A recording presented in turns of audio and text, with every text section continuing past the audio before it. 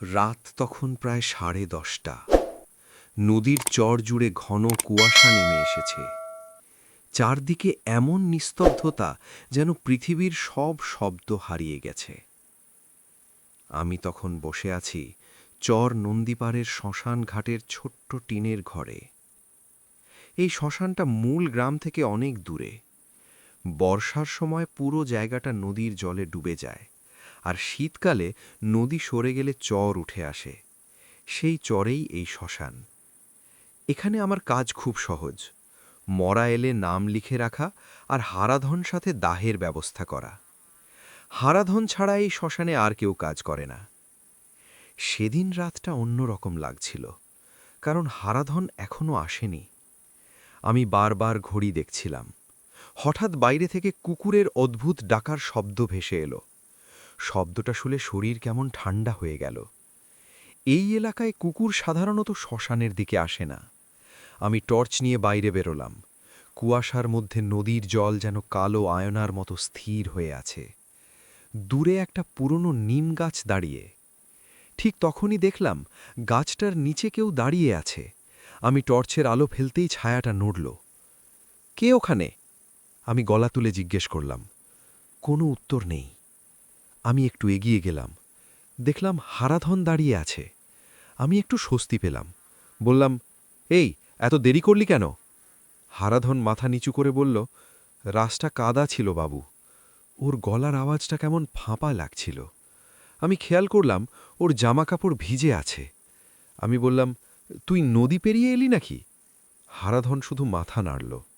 ঠিক তখনই দূর থেকে মানুষের আওয়াজ শোনা গেল।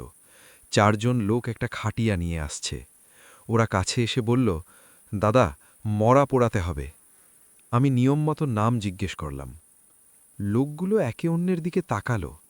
তারপর বলল, নাম জানা নেই। আমি অবাক হয়ে গেলাম। নাম জানো না মানে? ওরা বলল, নদীর ধারে পড়েছিল, মনে হলো শ্মশানে দিয়ে যাই। ওদের কথায় অদ্ভুত একটা ভয় লুকিয়েছিল। আমরা খাটিয়া নামালাম। হারাধন তখন চুপচাপ দাঁড়িয়ে আছে। আমি বললাম, চিতা সাজা শুরু কর। হারাধন ধীরে ধীরে কাঠ সাজাতে লাগল। হঠাৎ আমার নজর গেল খাটিয়ার দিকে। চাদরের নিচে থাকা মৃতদেহটার হাতটা কেমন অস্বাভাবিকভাবে শক্ত হয়ে আছে। আমার বুকের ভেতর ধক করে উঠল। চিতায় আগুন ধরানোর পর আমি একটু দূরে দাঁড়িয়েছিলাম। হঠাৎ হারাধন বলল, বাবু, আজ অদ্ভুত একটা ব্যাপার ঘটবে। আমি অবাক হয়ে বললাম, মানে? ও হাসল। সেই হাসিটা কেমন ঠান্ডা। বলল, আজ যার দাহ হচ্ছে সে এখানে আসতে চায়নি। আমার শরীর শিউরে উঠল। ঠিক তখন আগুনের ভেতর থেকে কড়মড় শব্দ শোনা গেল। আমি ভয় পেয়ে হারাধনের দিকে তাকালাম। হারাধন স্থির দাঁড়িয়ে আছে। আগুনের মধ্যে থাকা দেহটা হঠাৎ সামান্য নড়ল। আমি পিছিয়ে গেলাম। বললাম, এটা কি স্বাভাবিক? হারাধন বলল, সব মরা শান্ত থাকে না বাবু। আমি আবার খাটিয়ার দিকে তাকালাম। ঠিক তখনই দেখলাম চাদরের এক কোণা ধীরে ধীরে সরে গেল। আগুনের আলোয় মৃতদেহটার মুখটা দেখা গেল। আমি জমে গেলাম, কারণ মুখটা হারাধনের মতো। আমি পিছনে তাকালাম।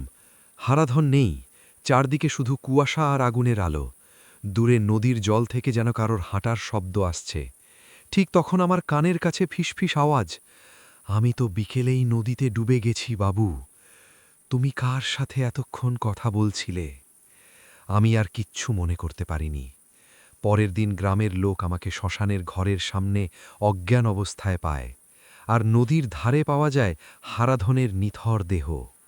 লোকেরা বলে, চর নন্দীপাড়ের শ্মশানে নাকি আজও মাঝরাতে একজন ডোম আগুনের পাশে দাঁড়িয়ে থাকে, কাউকে সাহায্য করার জন্য নয়, নিজের দাহ শেষ হওয়ার অপেক্ষায়।